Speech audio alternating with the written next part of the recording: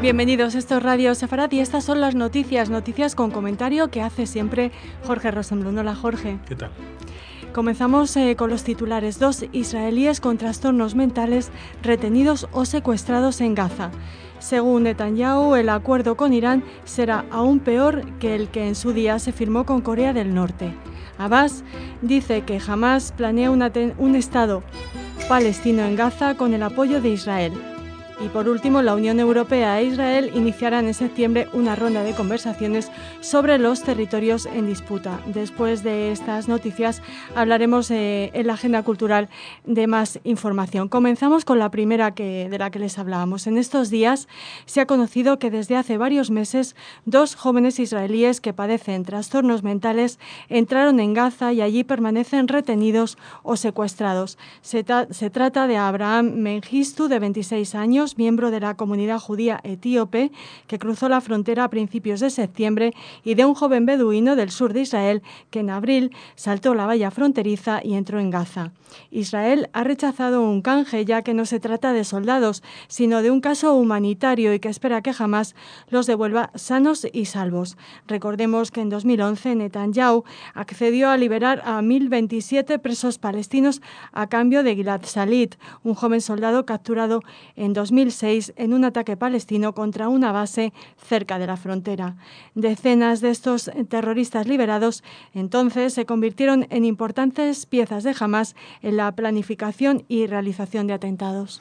Sí, bueno, la sociedad israelí está un poco sacudida por haber conocido que lleva tanto tiempo estos 2 chicos perdidos en Gaza. Bueno, no están totalmente perdidos, aunque Hamás dice que en su momento los interrogó y después los dejó ir. Con lo cual, pues esto se interpreta como que la negociación va a ser no solamente por liberarlos, sino también por conseguir saber dónde están. Es como si ellos no lo supieran. El tema es que Israel dice que no se va a prestar, en este caso, a un intercambio porque no son, combatientes, no hay ninguna razón. Simplemente es un caso de 2 personas con trastornos mentales, una que entró en septiembre y otra en abril, y que no se hizo público hasta ahora justamente por no herir susceptibilidades y no despertar en Hamás ánimos de un tipo de intercambio que no se va a dar. Por otra parte, hay gente en la sociedad israelí que ve esto como un agravio comparativo. Dicen que porque este chico es etíope y el otro es un beduino, que si hubiera sido el hijo de un ashkenazí, pues todos se hubieran movilizado. Bueno, nunca se puede saber con estas situaciones condicionales qué hubiera pasado en caso de o en caso de no. Pero creo que el tratamiento que se ha dado ha sido más o menos el que requería la delicadeza de la situación, aunque también ha trascendido que el propio ministro de Relaciones Exteriores hasta hace poco, a Víctor Lieberman, dice que él no tenía ni idea de esta cuestión, aunque no es una cuestión realmente que atañe a relaciones exteriores, porque Gaza no es otro estado, no es otro país. Continuamos. Según el primer ministro israelí Benjamin Netanyahu, el acuerdo a punto de firmarse con Irán será peor que el de Corea del Norte, refiriéndose al firmado por Clinton en 1994 y que ha llevado al régimen de Pyongyang a hacerse con armamento atómico. Netanyahu planea bloquearlo buscando apoyos en la Cámara estadounidense, que seguramente no se convocará hasta septiembre. Sin embargo, los sondeos señalan que la mayoría de los estadounidenses, incluidos los judíos, están a favor de un acuerdo nuclear para levantar las sanciones a Irán y que someta a un estricto control su programa atómico. El gobierno de Israel considera que un buen acuerdo con Irán debe imponer al régimen de los ayatolás 2 líneas rojas específicas. Primero, que mantenga bajo control al partido milicia terrorista chií Hezbollah en Líbano y que deje de rearmar el ala militar de Hamás en Gaza, que aún mantiene estrechos lazos con Teherán. Bueno, esto es lo que se dice, lo que se habla, porque como ustedes ya saben, pues este acuerdo con Irán viene aplazándose una y otra vez. hace poco recordaban, se había entrevistado incluso a Javier Solana, que cuando él era el encargado de Relaciones Exteriores de la Unión Europea, ya se empezó el diálogo para el desarme nuclear iraní. Hace 12 años que llevan hablando. Y al final, pues esto no ha llevado a ninguna parte. Esta semana hay rumores de un lado y de otro, postergaciones. Primero era hasta el 30 de noviembre, luego hasta el 7 de julio, luego hasta el día 10 de julio, pues luego creo que hasta el 13 de julio. La verdad que se pierde uno en las postergaciones. La última era hasta este lunes. Igual cuando escuchen estas noticias ya se conoce algo más, pero de lo que trasciende a través de la diplomacia israelí, pues el acuerdo es muy malo. Incluso ha habido algún tipo de comentario en el sentido de que no van a permitir ningún tipo de inspecciones de extranjeros en su territorio, con lo cual pues todo el acuerdo no vale más que el papel sobre el que está escrito. Y por eso Netanyahu recuerda que también en su momento dijo, es mejor firmar un acuerdo que no haya ningún acuerdo. Eso fue con Corea del Norte en el año 94, en el año 96 Clinton, ¿no? Estaban haciendo ya pruebas atómicas, en el 98 ya tienen la bomba atómica y bueno, se acabó el acuerdo cuando ya Corea del Norte tuvo la bomba atómica y en el caso iraní es incluso más peligroso, porque el caso de Corea del Norte es un régimen muy aislado, muy desesperado, que puede en algún momento salirse y desatar una tremenda debacle, pero que está aislado. Pero el régimen iraní está a muy corta distancia de encender la mecha de todo el Oriente Próximo, que ya está encendida con esta guerra civil musulmana que se viene librando desde hace años,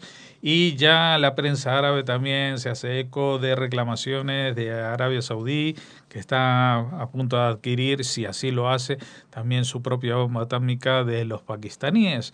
Esto llevaría a una situación realmente terrible y aparte de todo, en estas conversaciones sobre el acuerdo con Irán, también hay otro punto de discordancia, que es que Irán pretende que se levanten ahora y de inmediato las sanciones también sobre sus misiles balísticos, que ya no es solamente la amenaza atómica regional, sino la amenaza atómica a largo alcance, incluso llegando hasta los Estados Unidos mismos. Les hablamos ahora de Mahmoud Abbas. El presidente de la Autoridad Nacional Palestina afirmó en una entrevista que el grupo terrorista Hamas, con el que el mandatario palestino firmó un acuerdo de reconciliación a principios de este año, está manteniendo negociaciones secretas con Israel para establecer un Estado en la Franja de Gaza. Abbas también criticó a Hamas por haber comenzado el verano del año pasado en los ataques contra Israel y lo culpa por la destrucción provocada en Gaza durante la confrontación. Por su parte, el jefe negociador palestino, Saeb Erekat, pidió al secretario de Estado español de Asuntos Exteriores, Ignacio Ibáñez, que España reconozca el Estado palestino y adopte medidas concretas contra los productos de los asentamientos judíos. El enviado español, que asistió a los funerales del jefe de Exteriores saudí, visitó Ramallah y también lo hará en Jerusalén con la viceministra israelí de Exteriores y el director general del ministerio, además de algunos parlamentarios. Bueno, son dos noticias distintas, pero tienen relación con la actividad de la autoridad palestina, que ya no sabe muy bien qué hacer porque esto se le ha ido totalmente de las manos. El titular es muy loco, ¿no? O sea, que Israel apoya a Hamas para crear Sí, pero en realidad, vamos a ver, ya hace varias semanas que se viene hablando de esto de que Hamas está proponiendo una tregua de largo alcance para Israel, ¿no? Bueno, esta tregua de largo alcance se está hablando de 5 años. Esto se está haciendo, por supuesto, a espaldas de Mahmoud Abbas. Se está negociando en terceros países, pero existe esa negociación. Y evidentemente jamás, si da esa tregua, es para tener a cambio algo. Y lo que pretende Hamas es tranquilidad para poder mantener su hegemonía en la Franja de Gaza, porque el principal problema de Hamas no es Israel, sino es Daesh. El Estado Islámico lo tiene acorralado y está creando cada vez más adeptos en la franja, y estos están a punto, o podrían estar a punto, de arrebatarle el poder. Por lo tanto, Hamas quiere bajar la guardia de su lucha de resistencia contra Israel para centrarse en la lucha contra el Estado Islámico. Llamar a eso un Estado, eso es una palabra que yo creo que le queda grande y que es más que nada un berrinche del presidente palestino Mahmoud Abbas. Recordemos, presidente al que nadie ha reelegido desde el año 2009, que le tocaban las reelecciones. O sea que ya lleva 2 cadencias completas sin que nadie la haya elegido.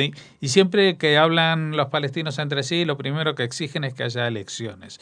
Pero él es el primero que reclama a todos. Y dentro de sus reclamaciones, pues también están las que transmite su jefe negociador, al que yo llamo el jefe de la no negociación, porque Saeb Erekat, desde que es el negociador de la autoridad palestina, se ha dedicado a tirar abajo absolutamente todas las conversaciones. Absolutamente todo. No hay ningún acuerdo que haya funcionado cuando está Saeb Erekat. Él está ahí justamente para eso, para minar cualquier posibilidad. Por supuesto, respecto a Mahmoud Abbas, también hay que decir que es muy irónico y muy hipócrita acusar ahora a Hamas de la destrucción provocada en Gaza durante la confrontación.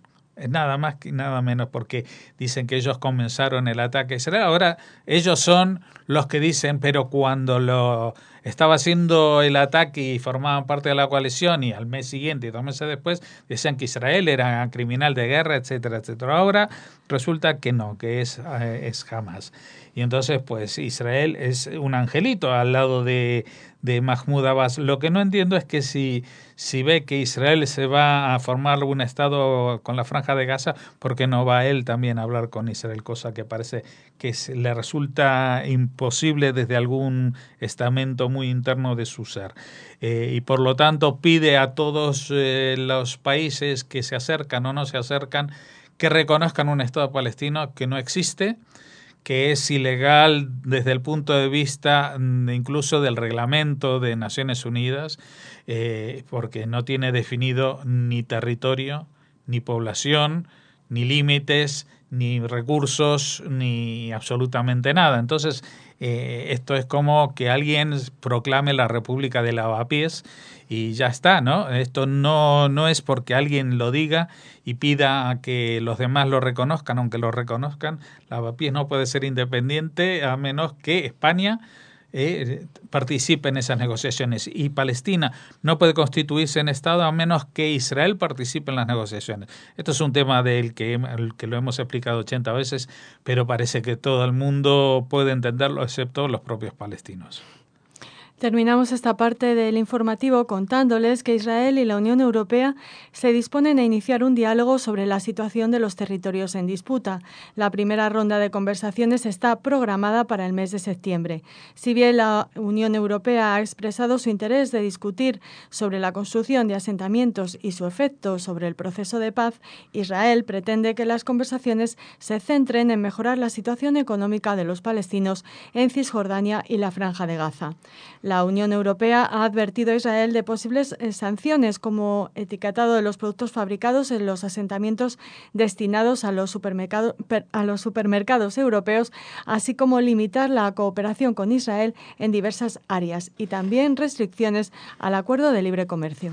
Bueno, no sé muy bien a qué van a llevar este encuentro, estas conversaciones entre Israel y la Unión Europea, porque aquí es un debate solamente ideológico, no responde a ninguna realidad ni a ninguna política real.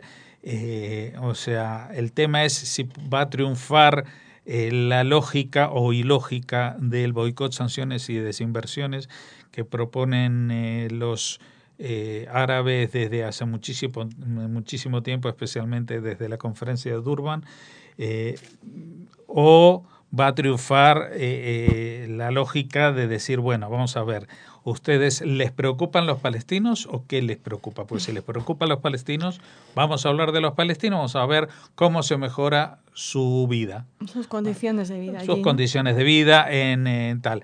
Decir que hablar sobre los asentamientos y en qué forma condicionan o perjudican pues eso, si sale del análisis de la vida de los palestinos, vale. Pero si empezamos por eso, estamos desviando el discurso. Es como decir, quiero saber cuál es mi estado de salud y entonces, bueno, primero tráigame su extracto bancario.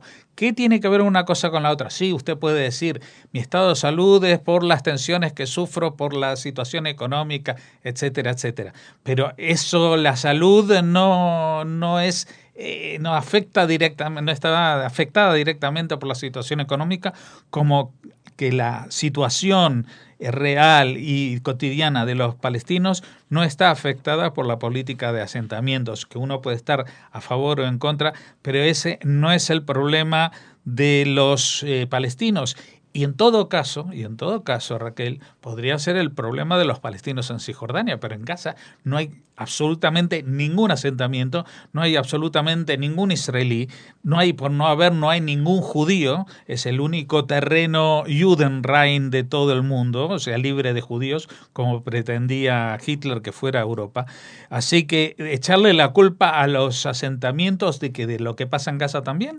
Esto es realmente como digo, un sitio de encuentro, pero un sitio de encuentro para hablar de qué. Porque si el diálogo va a ser solamente ideológico, la verdad que no tiene ningún sentido. Es como discutir cuál es el Dios verdadero entre gente de dos religiones distintas. Respecto a la cuestión de los productos etiquetados, fabricados en los asentamientos, eso es tan tonto, porque vamos a ver si hasta un niño de primero sabe que estos mismos productos etiquetados en los asentamientos, si va a haber un problema, los van a mandar a envasar en otro sitio dentro de Israel que no tenga el etiquetado del asentamiento. Pero la pos es muy importante. Pero, siempre, pero ¿no? esto es igual que el tema de la flotilla de hace 2 semanas, que ellos iban a liberar y por fin romper el bloqueo y llevaban 4 cajas de manzanas. Vamos, que llevaban nada de ayuda para esta gente. Entonces, ¿cuál es el tema? El tema es simplemente ideológico. Con esa frase que se puede decir más alto, pero no más claro, terminamos esta parte del informativo. Les esperamos en la agenda cultural.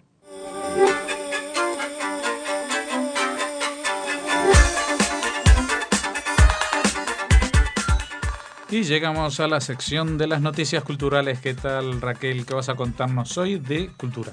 Pues vamos a invitarles a participar en 2 cursos y hablarles de la condena al israelí que pirateó el disco de Madonna. Uy, con Madonna no te metas. Con Madonna hemos topado. Bueno, pero comenzamos con estos 2 cursos de los que les hablamos. El primero es uno de la Universidad Internacional Menéndez Pelayo, que se va a desarrollar este martes 14 de julio y el 15 en Santander, y que lleva el título de Las víctimas del terrorismo y la memoria colectiva. Lo dirige Iñaki Ezquerra, un periodista muy cercano a Radio Sefarat. Tuvimos la oportunidad de hablar con él el año pasado durante y esta misma semana también hablaremos con él, porque justamente sobre este tema ha publicado hoy en el ABC una columna llamada Las 1000 caras del negacionismo, a raíz de los tweets de Zapata y de las condenas hacia el tema del antisemitismo, el negacionismo y por otra parte las víctimas del terrorismo, que parecen ser 2 temas que aparentemente no tienen nada que ver, pero tienen mucho que ver. Muchísimo, y no en vano, en este curso de la Universidad Internacional Menéndez Pelayo estará presente, pues el recuerdo de la lucha de Violeta Friedman contra el negacionismo y su batalla precisamente contra aquel que negó la existencia de las cámaras de gas, contra de Grell. Precisamente estará su hija participando a las 12 de la mañana, el día de la inauguración, el martes 14. A las 12. Bajo el título participarán tanto Patricia Valls como Antonio Domingo Vargas, que forma parte de la fundación, en una ponencia titulada La lucha contra el negacionismo, el legado vigente de Violeta Friedman. También se hablará en este curso de la utilización de la narración, del relato, ¿no? Cuando las víctimas aparecen como verdugos y los verdugos como víctimas y todo lo que... Sí, o todo se relativiza o se quiere poner en pie de igualdad al verdugo y a la víctima, cosa que no es aceptable, evidentemente. Pero vamos a hablar de otras cosas aparte de este curso, ¿no? Vamos a hablar de arqueología. En este caso nos referimos al segundo curso internacional. Cosas de mi época. No, un poquito más atrás en el tiempo.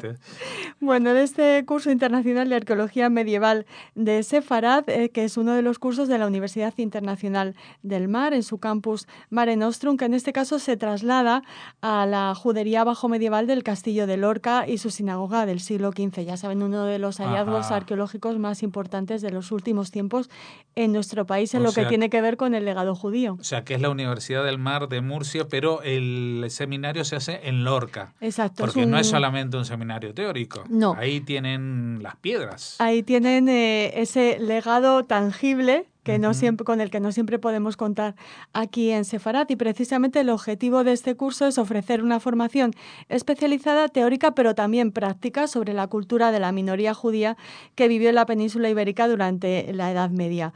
Cuenta con la participación de algunos de los mejores especialistas internacionales en el tema e Indiana incluye... Jones. No. Jorge, vamos a ahorrarle a nuestros oyentes tu sentido del humor, por favor. Vale. Es una agenda cultural seria. Una agenda cultural seria, sí me había olvidado. Te está viendo Jordi a lo mejor desde sus vacaciones y estará llevándose las manos a la cabeza. Pero me está estropeando el espacio.